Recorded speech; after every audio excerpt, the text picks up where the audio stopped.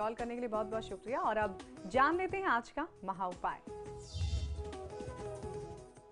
जी, आज का महा उपाय मैं आपको बता रहा हूं। इसमें प्रयोग करेंगे वास्तु दोष निवारण यंत्र के, जो विभिन्न अलग अलग प्रकार के यंत्र होते हैं वास्तु दोष निवारण के लिए।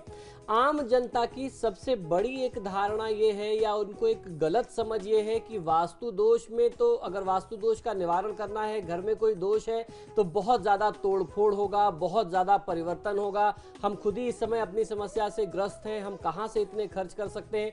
तो अगर आप ऐसा सोचते हैं कि आपके घर में वास्तु दोष है, कोई बहुत गंभीर वास्तु दोष है, तो तोड़फोड़ से उसका निदान कभी नहीं हो सकता। ये बात सबसे पहले आप समझ लीजिए। अगर आप तोड़फोड़ करते हैं तो 3 तरीके के दोष जो हमारे शास्त्रों में बताए गए हैं वो सबसे ज्यादा आपको प्रभावित करते हैं। वास्तु भंग दोष, अर्थात वास्तु पर दोबारा प्रहार किया जाना, तोड़फोड़ करना, दिशा परिवर्तन वेद और रूप परिवर्तन वेद, ये 3 ऐसे दोष हैं जिसका फिर कोई उपाय नहीं मिलता। अगर कहीं वास्तु में दोष निवारण की प्रक्रिया है तो वो वैदिक वास्तु शांति के माध्यम से या दिशा के अनुसार, जिस भी दिशा में कोई दोष हो उस दिशा में आप यंत्र लगा करके, उस संबंधित दिशा के देवता का यंत्र लगा करके आप उस दोष को दूर कर सकते हैं। समस्त वास्तु दोष निवारण यंत्र जो हैं वो ऐश्वर्य और संपन्नता की प्राप्ति हेतु लगाए जाते हैं। अब मैं आपको बताता हूं कि किस दिशा के अनुसार आपको कौन सा यंत्र प्रयोग करना चाहिए। यदि आपके घर में ईशान कोण में यानी उत्तर पूर्व कॉर्नर में, नॉर्थ ईस्ट कॉर्नर में कोई दोष है तो विष्णु यंत्र को प्राण प्रतिष्ठित करा करके आप उनको स्थापित कर सकते हैं। और उसके साथ साथ श्री यंत्र भी वहां पे नॉर्थ ईस्ट कॉर्नर के दोष निवारण के लिए, उत्तर दिशा के दोष निवारण के लिए भी श्री यंत्र का प्रयोग किया जाता है, जिससे मां लक्ष्मी की कृपा, आपके घर का वास्तु कितना भी विपरीत होगा, मां लक्ष्मी की कृपा आपके परिवार पर बन जाएगी।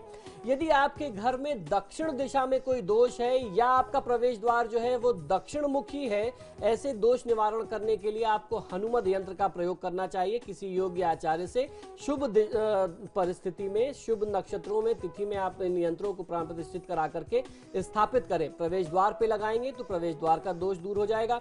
पश्चिम मुखी द्वार अगर आपके घर में है और आपको उसका बहुत गंभीर परिणाम मिल रहा है तो आप उसको चेंज नहीं कर सकते, ऐसी परिस्थिति में दुर्गा बीसा यंत्र को सिद्ध करा करके प्रवेश द्वार पे लगाइए, सभी कष्टों से आपको मुक्ति मिलेगी।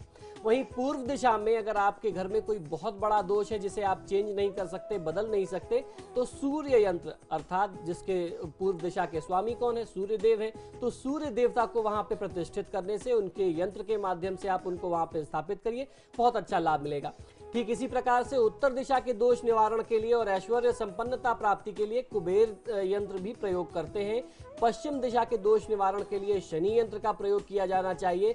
दक्षिण और दक्षिण पश्चिम यानी साउथ और साउथ वेस्ट कॉर्नर के दोष को दूर करने के लिए, अगर कोई अग्नि भय है, आपको ऐसा लगता है आर्थिक विपन्नता बहुत ज्यादा है, चोरी दुर्घटना बहुत ज्यादा हो रही है, आपको असुरक्षा की भावना रहती है, तो ऐसी परिस्थिति में मंगल यंत्र का प्रयोग किया जाना आपको बहुत अच्छा लाभ दे सकता है।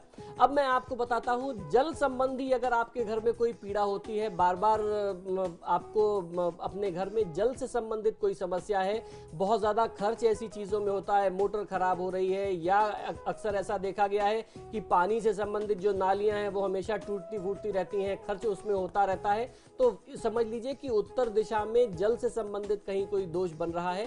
तो ऐसी परिस्थिति में वरुण यंत्र को पश्चिम दिशा में यदि आप लगाएंगे या उत्तर दिशा में लगाएंगे तो आपको बहुत अच्छा लाभ मिल सकता है।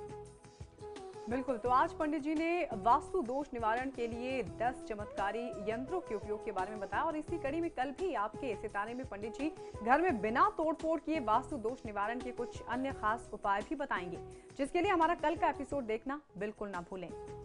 पंडित जी, आप हमारे कार्यक्रम में आए और तमाम दर्शकों के सवालों का जवाब दिया और इतनी अच्छी जानकारी दी, उसके लिए आपका बहुत बहुत शुक्रिया। नमो नारायण। वक्त हो चला है आप सबसे इजाजत लेने का। कल फिर हाजिर होंगे इसी वक्त, तब तक के लिए नमस्कार।